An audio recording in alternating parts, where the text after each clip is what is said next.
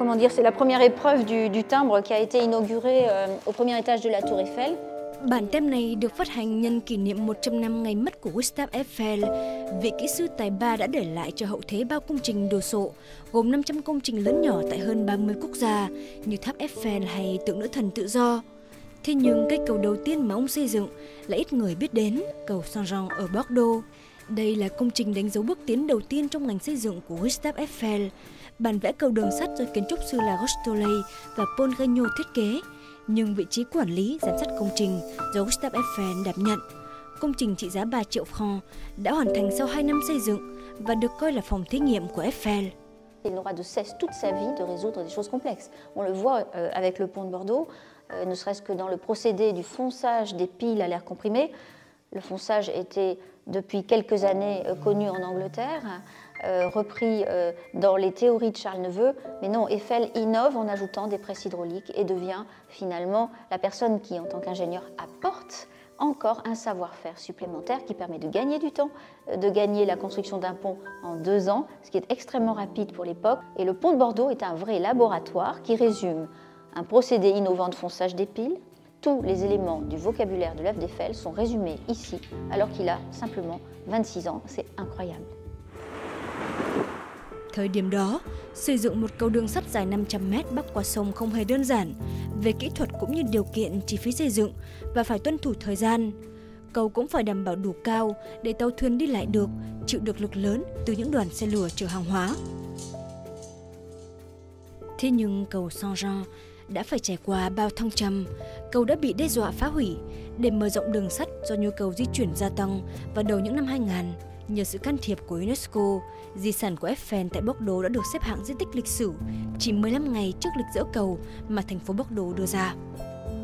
Et lorsque j'ai vu les grues s'installer au bord de la passerelle pour le futur découpage 3 semaines plus tard, l'amertume était immense d'avoir l'impression d'échouer finalement. Et finalement, la passerelle a été sauvée. C'est incroyable de penser.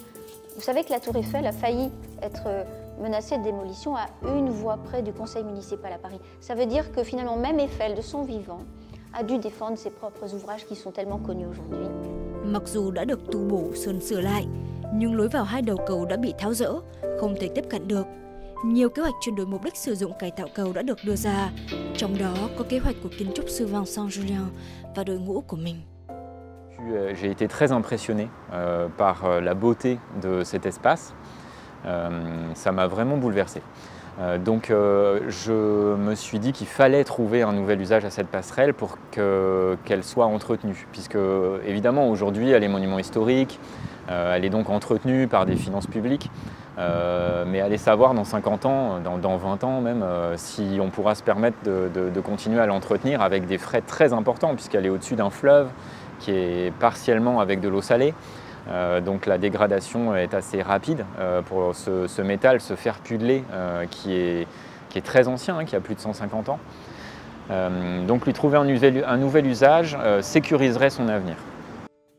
Theo dự án này, những không gian giải trí, nghỉ ngơi, nhà hàng hay thậm chí là một nơi tổ chức lễ cưới mà người ta có thể khiêu vũ, và đáng chú ý nhất là một bảo tàng đầu tiên về Gustave Eiffel tại Pháp, ngay trên chính cây cầu đầu tiên mà ông chỉ đạo xây dựng.